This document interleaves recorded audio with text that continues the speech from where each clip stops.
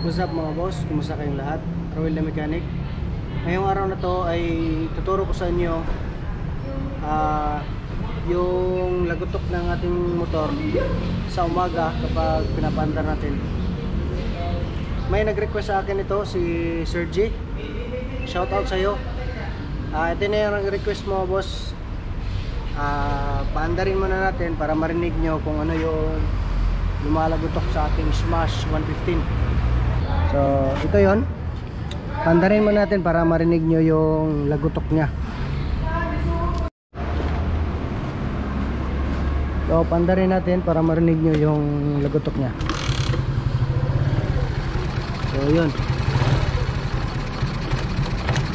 yung lagutok na yan. Yan. So siguro naman ay narinig nyo. So yung lagutok na yun, yun ang tinatanong ng isa kong subscriber na si Sir J. So ito na yung sagot. Sa hindi pa alam kung ano yung lumalagutok na yun, ito na yung solusyon mga boss. So ito siya mga boss. Ang lumalagutok na yan ay yun ay compression release. Tanggalin natin.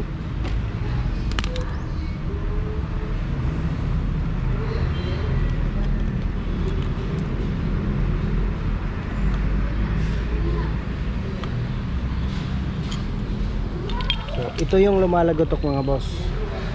So pandarin natin at ipapakita natin sa personal ng yung yung rotation talaga niya. Bakit siya lumalagotok. Angat muna natin konti para hindi tumutulo yung oil. Dahil tutulo yung oil kapag sobrang baba. Yan. Tapos pandarin natin ang nakabukas.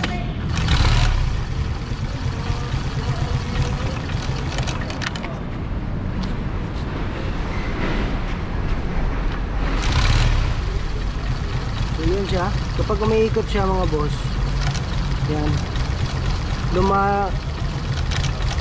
yung compression release niya ay bumibitaw, kaya umingay. Yun yun, ito ay pumapalo na pa ganyan.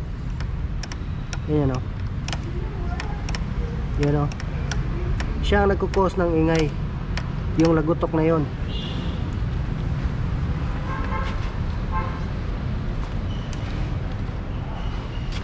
Para masolusyonan natin yung lagutok ngayon, tanggalin natin to.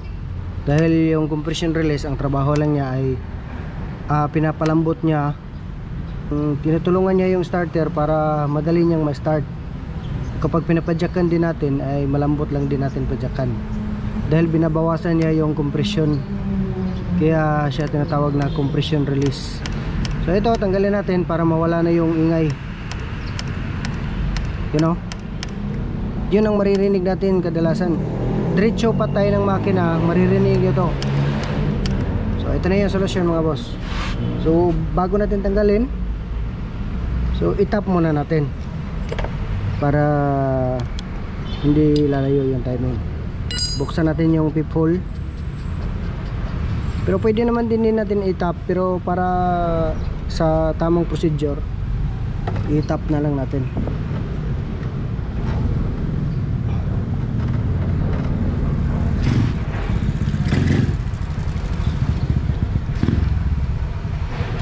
So ikutin lang natin to.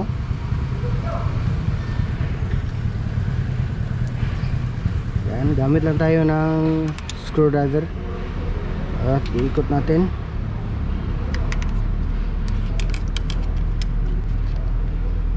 Yan.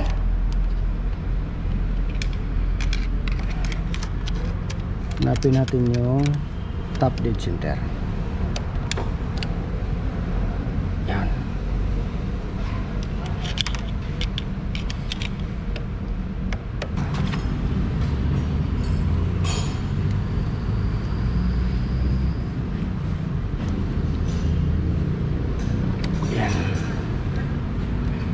Pwede naman natin padyakan, pero para makontrol natin yung ikot, dito na lang natin.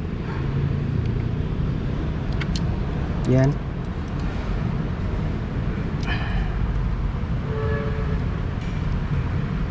Malaki na.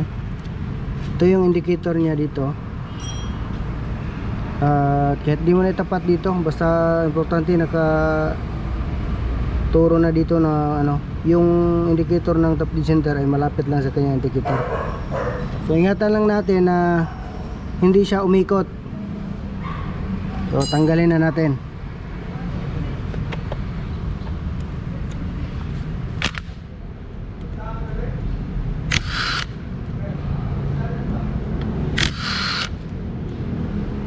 So ito yun. Yan. Ito yun ang maingay mga boss. So, parang palakol. Tawag dito ay compression release. So tinanggal na natin. So ibalik na lang natin yung dalawang tornilyo. Yan. At higpitan.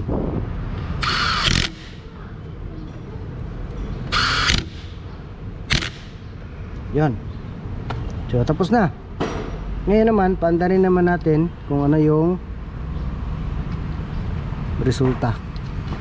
Dahil wala na yung compression release, syempre wala na tayong maririnig na ingay. So yun lang, napakadali lang natin tanggalin yung lumalagotok na sinasabi ng aking subscriber. So gawin natin.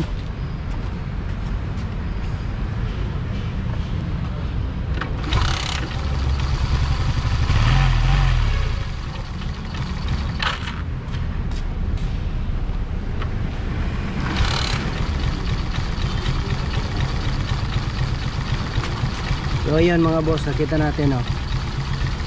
Wala na, hindi na siya lumalagotok. Wala nang lagotok dahil wala na to.